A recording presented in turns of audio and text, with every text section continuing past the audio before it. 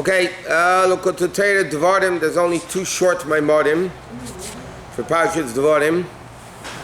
So page Aleph in Likkutei of Dvarim. Okay, Pasuk says in the Haftarah of Shabbos Chazon, Tzion b'mishpat tipadev shavel b'tzedakah. Tzion should be redeemed with mishpat v'shavel b'tzedakah, and its return is with tzedakah. In other words, how are you going to get back through mishpat and tzedakah? It says in the pasuk in Shema, these are the things that she commanded you today. What is hayim? Go on. Koyal kol yom. Ki b'chol yom yilbenech chadashim. Like Chazal say on the pasuk that I command you today. Hashem gave us Torah 3,500 years ago. So how do we say today? It means every day Torah has to be brand new, as if it was just given today. So he says, how is it possible? You know, it's something that's 3,500 years ago. It's pretty hard to say it's new. Even something a week old is hard to say it's new. So he said, understand this. The ultimate purpose of the neshama is coming into the world. The neshamas existed before 6 days of creation. He says, Ki malachim, even the angels, even the malachim were also created in the 6 days of creation. Yashem and Basheni, Yashem and Chamishi. There's two opinions in Medrash whether malachim were created Monday or Thursday. But one thing is for sure, they didn't exist before creation. It says,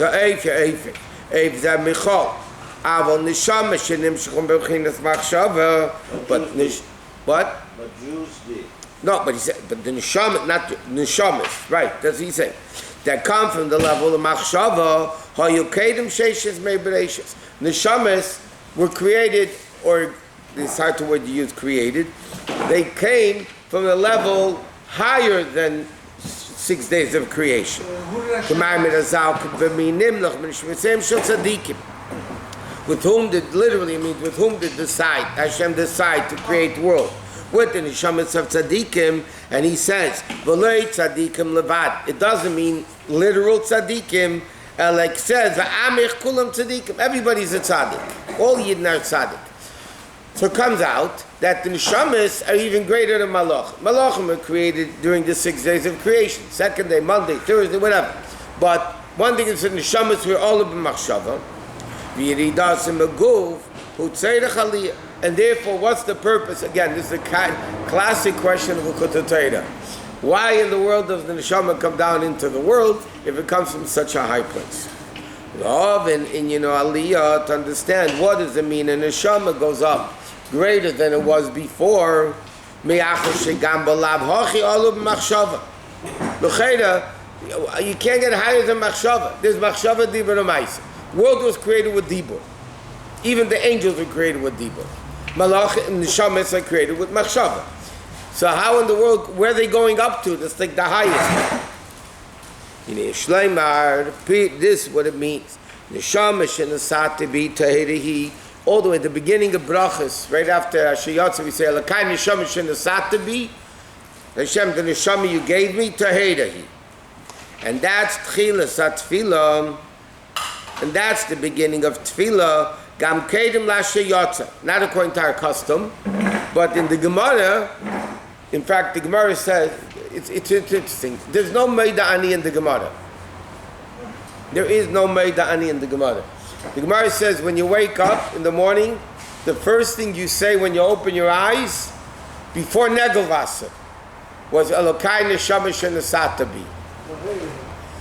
They say a bracha Baruch Atah Hashem, they mention Hashem's name. So it says they were so holy that they were able to say it even when they were tummy.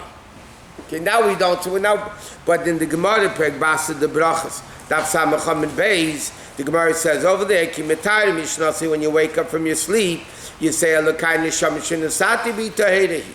So that there's an extremely important tefillah. We say it even before Hashiyatza, before Negavasa even. What does it mean We say like this: Elokai neshama shenasata bi, Hashem, the neshama you gave in me, tahirahi is pure.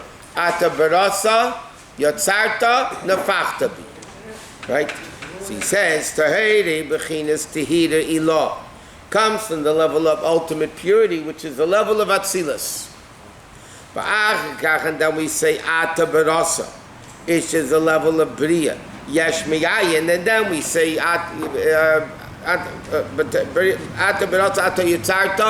which is the world of Yitzira, and then we say nefachta bi yislabshus and neshama b'teichis haguf. Then when the Eibishter blew, ata nefachta means he blew it into me. That means when it already comes into the level of asiya, where it comes into the body. Ata mishama, and therefore you guard it. Shleitei tzimei haguf, that the neshama should never leave the body. In other words, when we say this, ata barasa, ata yitzata nefachta bi, which are the four worlds, Atzilus, Bria, Yitzir, Asiya. And then we say, ata mishamra b'kirbi. Hashem guards the neshama. What does he guard it? That the neshama shouldn't pop out of the body. It's that it stays in the body. The same thing, and therefore with Elokus. Save if kolam and mamala kolam and the encompassing and permeating, v'leisha save momaila. It doesn't mean like the Alter Rebbe says this in Tanya. It's save if kolam doesn't mean it's above the world.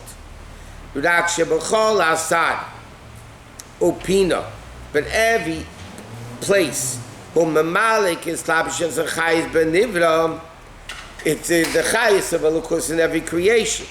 V'save if lamaila, b'chinas shmiram, is just in a way. That the neshama shouldn't leave the body. So he says like this. Then we continue on the kind of neshama calls man neshama bekirbi. As long as my neshama is within me, I thank you, Hashem. Kol echad v'echad yachal leidis l'Hashem. And then we come to a level tzarich leimer baruch ato Hashem. Hamachzim neshamas of garden mesim, which is madrega v'yesim b'chinas heidah. Okay, now he says like this. What do we say in the Lakai neshama? We say, okay, neshama starts in Atzilus, comes down into Bria Yitzira, Hashem blows it into us, He guards it to make sure it stays in the body, and then we say Baruch Atah Hashem, which is a level of heidah, submission to Hashem, that the neshama goes even greater than tahirahi. By neshama being into nefachta bi, through the neshama being in the body, the neshama reaches a level even higher than tahirahi. What does that mean? He says, L'hav and zeh, and to understand what this means. U'ma heidah, what does it mean? The concept of heidah, thanking, submission, what does it mean? He made them chachamim l'Rab Meir. He says like this, we need to understand the concept of heidah. When the Gemara uses the expression meidim chachamim l'Rabbanan, it's a meidim chachamim l'Rab Meir, that the chachamim agreed with Rab Meir. Which means like this, initially they argued, and after a while they agree with him. If you never argued, you can't say, I agree with you. I agree with you means initially you argued, and now you agree. He said, but l'chayra, ve'ech shaykh le'mekei negda yisbarich. But how, in other words, how can you say by Hashem, I agree with you, how can we argue on Hashem? In other words, the concept of admitting to Hashem, admitting means I was different opinion, or I was wrong, and now I admit to you. Does it really mean agree in that situation? What? Doesn't mean they submitted to his... So 1 second. So he said, now Rebbe is going to explain why we disagree with Hashem, and now we have heidah to Hashem. What does it mean? He says like this. He says, we taka disagree with Hashem. What do you mean we disagree with Hashem? Us guys down here, we say, Shabriyahu yesh mi'ayin. Bria, creation, is yesh mi'ayin. Something from nothing. Meaning, Shashamayim va'aretz shmei hashamayim. What we say is, world is something from nothing. But we're saying world is something. Right? Something from nothing. That means world, the heaven, davar yashenir aleinenu, something which is tangible to us. Umash. The world is tangible? Huh? The world is not tangible. Yeah, you can touch the world. You can't touch it. You can touch the ground. It's something that really exists. And and what's above world, meaning spirituality, that's called nothing. We explained many times. The pasuk says, "Kikel deis Hashem." God is a God of deis, plural knowledge. So it says, see this explained, there's two deis. There's das Elyon and das Tachten. There's Hashem's perspective and there's our perspective. Hashem's perspective is, He is existing and the world doesn't. The world is nothing. Eined Mulvade. There's no world. Hashem's perspective, He exists, we don't. Our perspective is, we exist. Whether God exists, you got to think about it. Obviously, we all know we exist because we do things we shouldn't be doing. So obviously, we exist. Yesh miyayin. So l'chayr, that's a different opinion than Hashem. Hashem's opinion is everything is ayin miyesh.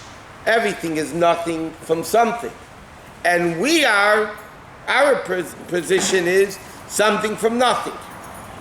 So he says, besides the two groups, besides the two groups, Bereshit Bara and the other two, yeah.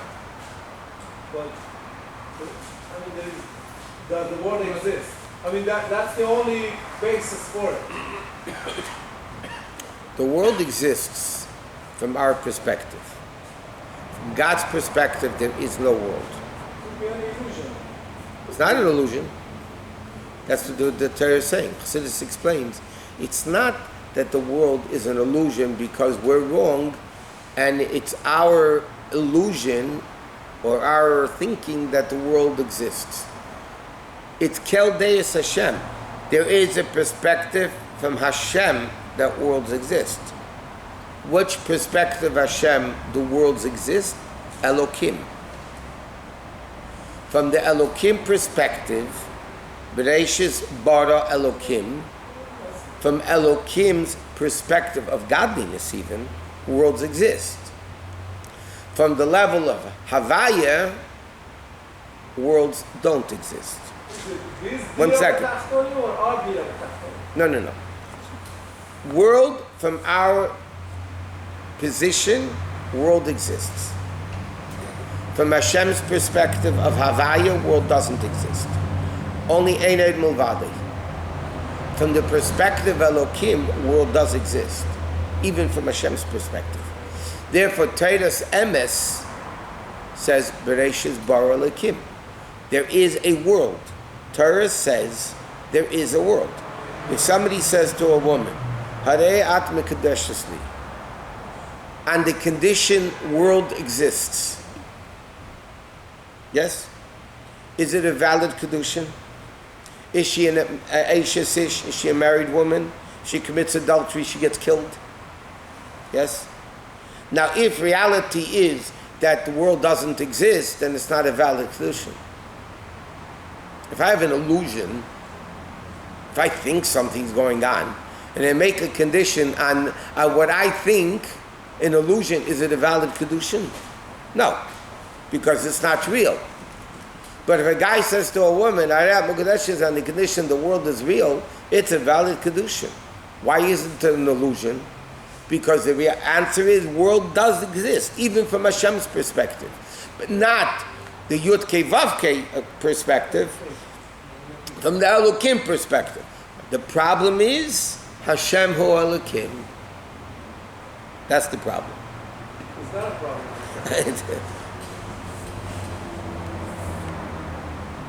Okay, and he says, by Hashem is the opposite. And by us, the lower the thing is, the more tangible it is. By Hashem, it's more ayin. It's more nothing. So therefore, there seems to be a conflict of opinions between us and Hashem. From our opinion is, world exists, Hashem is questionable. We got to think about him. Hashem's perspective is, he exists, we don't. And that's what we say, Meidem anachnu lach. And that's what we say, Hashem, we agree with you, you're right. Reality is, there is no world. Shanu Meidem shemesu kamei shebi diyosei. And it's only like it is by you that the world doesn't exist. And every single Jew, no matter who they are, have this level of hidah, of submission. In other words, through avodah, a Jew reaches a level that he admits to Hashem, God, you're right, world doesn't exist, only you exist. By the way, that's for the record, it doesn't mean when we say world doesn't exist, that world disappears. World doesn't exist doesn't mean like by me and you, all of a sudden it disappears, disintegrates. World doesn't exist means the existence of world is only Hashem and nothing else. That doesn't mean there's no table. The existence of the table is Hashem. And that's what the Rebbe says. When he looks at the beam of the building, he doesn't see a beam of the building, he sees the word of Hashem that's in the beam. That doesn't mean that he banged into the beam because he didn't see a beam. There is a beam, but the existence of the beam is Hashem, nothing else. Yeah, Einoid Movadi doesn't mean that this doesn't exist, that there's no table. It means there is a table, but the table is Hashem. There's only Hashem. The Alter Rebbe once asked him, the Rebbe, that what did you daven with on Rosh Hashanah Yom Kippur? Like what were you meditating on? So he told him, I forgot what it was. So he says to his father, what did you daven with Yom Kippur, Rosh Hashanah Yom Kippur? He said, I daven with the Stender. Meaning, the Alter Rebbe davened with realizing in the realization that the Stender is Einoid Movadi, which is the ultimate, by the way, of Tchias HaMeisim, when Gashmis will say Einoid Movadi. That doesn't mean there won't be a world. That Mashiach comes Tchias HaMeisim, the Rebbe Tachtoidim, means that world will exist as a world, but the existence of the world is only God. The ray of the sun in the sun. Okay, so he says,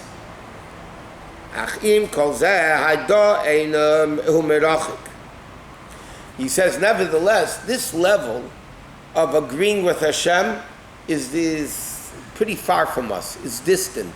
In other words, we say it, we believe it, but we don't feel that the whole existence of the world is only God. He says, it's not really felt by the one that said it, and therefore, like he says, the famous Gemara, the Ganav, when he's about to break in, davens to Hashem, meaning he believes in God, and yet he sins. Why? Because the emunah is not permeating him, it's superficially affecting him. But bracha is the level of gilui. He says that's why when we say Baruch Atah Hashem, that's even greater than submission. Why? Because submission means, you're right, Hashem, you're right, world doesn't exist, only you exist. But we don't feel it. What is Baruch Atah Hashem? K'mei yishmo b'ni barcheini. There's a very interesting story. Rabbi Shmuel Kohen Gadol, it's a song about it. He went up, Yom Kippur, he went all the way up there, And Hashem said to him, Barcheni b'ni barcheni, bless me. So Rabbi Shmuel said to God, come on, God, I mean, you're the guy that gives brachos, not me. So what's the explanation? So the Prophet said, tell him do it, and he did it. So what's the Barcheni? How can a Jew bless God? Blessing means you're missing something, and I bless you to have it. Hashem is not missing anything that he needs to get it. So what does it mean, Barcheni b'ni barcheni? So the Alter Rebbe says what it means is, Baruch Hashem min ha'elam adayim shenimshach min ha'elam diskas yad ha'elam disgalya. It doesn't mean bless like we understand. The word blessing means to give you something you don't have. Baruch means hamavirach hasagefen, to bring it down. What did Hashem say to Yishmael Kohen Gadol? Yishmael b'ni barcheni, bring me down into the world. He didn't say bless me in a way like we translate it simply, you're missing something, so give it to me. Hashem said to him, Chacham, Barcheni b'ni, bring me down. I need somebody to drag me down into the world. That's what the Jews do by going to this. Right, but that's what Hashem told him when he went up there. How he did it, I don't know. He took a Shabbat, a Yom Kippur elevator, I guess. Up there, he wasn't Kodesh HaKodashim, no? Yeah, but Didn't Hashem come to... no, you're asking me. You're asking the wrong guy. Ava bracha, like he says, shenim shech me'elam diskasiyad elam disgalya. Hi, no, how you doing? Okay. Shkoyach.